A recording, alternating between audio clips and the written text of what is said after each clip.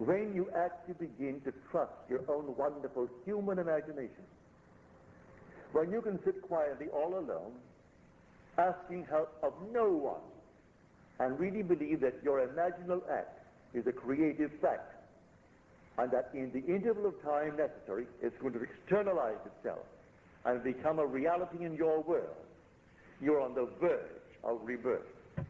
As you're told, unless you are born again, you cannot enter the kingdom of heaven, even though the kingdom of heaven is within you. The kingdom of God is within you, and God is in his kingdom. Although he is in his kingdom, and that kingdom is in you, you can't enter it unless you turn from this world of materiality, believing it is the cause, believing it is the reality, to live in your own wonderful human imagination. When you do, you'll find yourself on the very verge of being reborn. So you're warned, do not ask me when. I will tell you, not even the Son knows, only the Father. But I'll give you the symptoms of it when you can trust your own wonderful human imagination. That will be the symptom. Can I stand here tonight and take any request? Doesn't cost me anything, and it's a joy if it's within what I call the golden rule. Do unto others as you would have them do unto you. Ask nothing of me that you would not ask for yourself. Do not ask me to hear any news in this world that you would not really want done to you. Because first of all, I could not do it. I use the golden rule. Then, if it comes within the framework of the golden rule, it's so easy. What would the feeling be like if it were true? That you are what you want to be. That they are what they want to be. That they have what they want to be. Don't ask me how it's going to happen. I do not know. The depth of your own being has ways and means that you, the conscious surface being, know not of. It knows exactly how to do it. So don't ask how it's going to be done. So when doubt sets in, as he said in his letter to me, when the doubt set in, that doubt materialized in the form of a person who also wanted that home and had more money and bought it and left me out in the cold. I can tell from the uprising of moods within me that I'm going to meet certain people. And I do. The mood, you can suppress the mood. As Churchill says, the moods determine the fortunes of people rather than the fortunes determine the mood.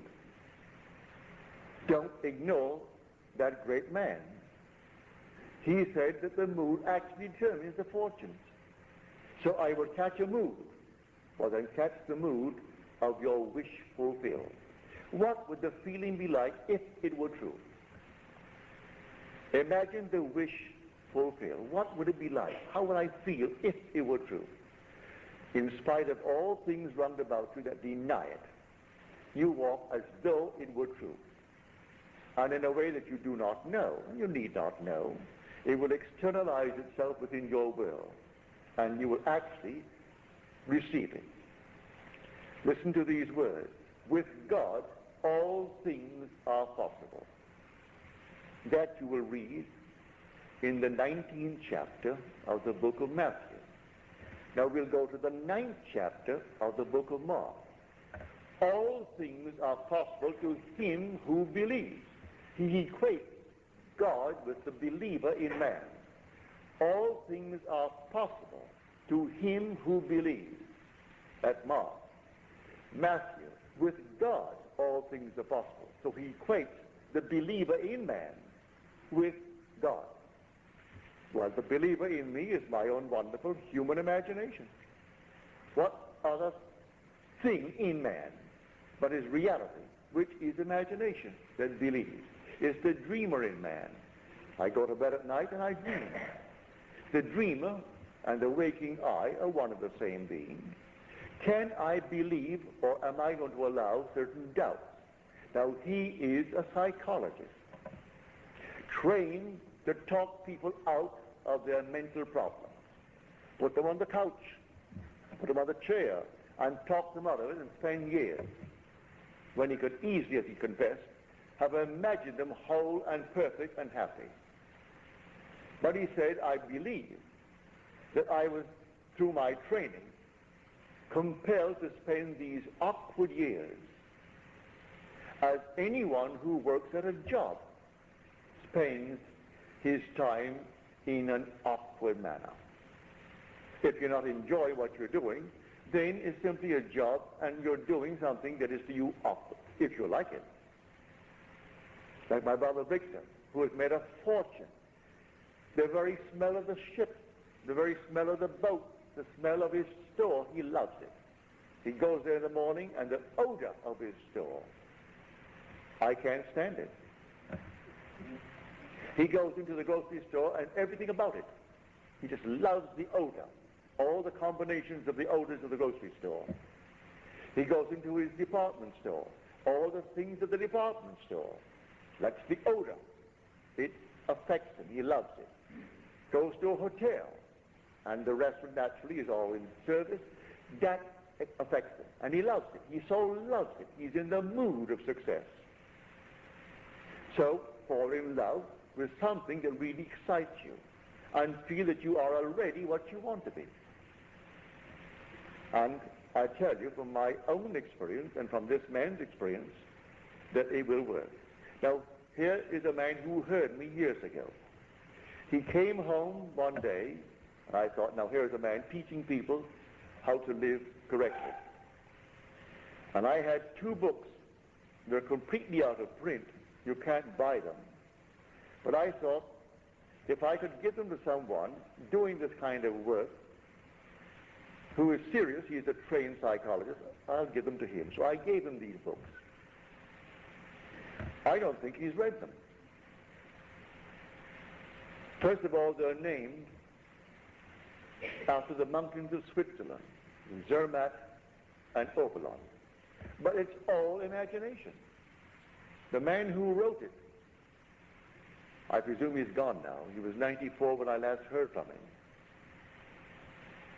But I gave him these books.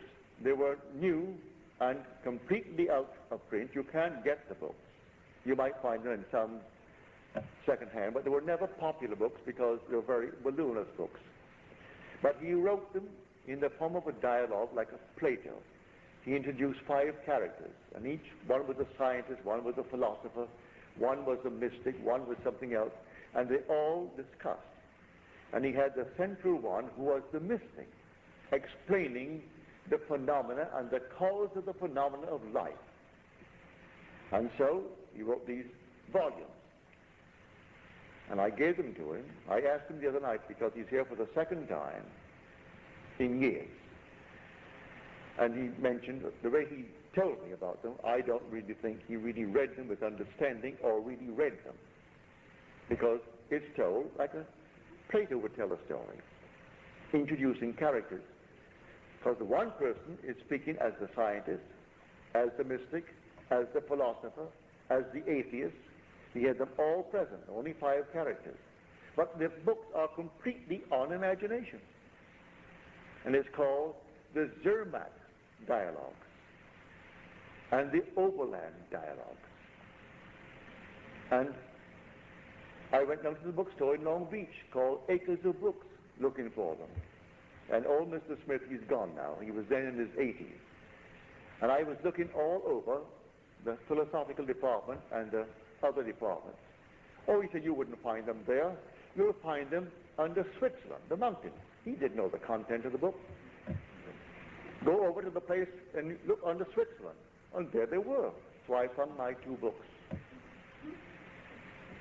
And I parted with him and I gave them to him in the hope that because he is a psychologist, a trained one, that these were showing that causation is all imagination.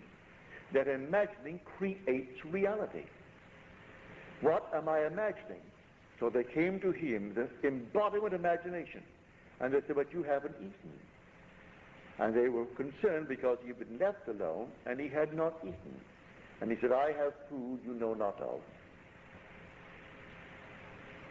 And the food is, what are you feeding your imagination morning, noon, and night?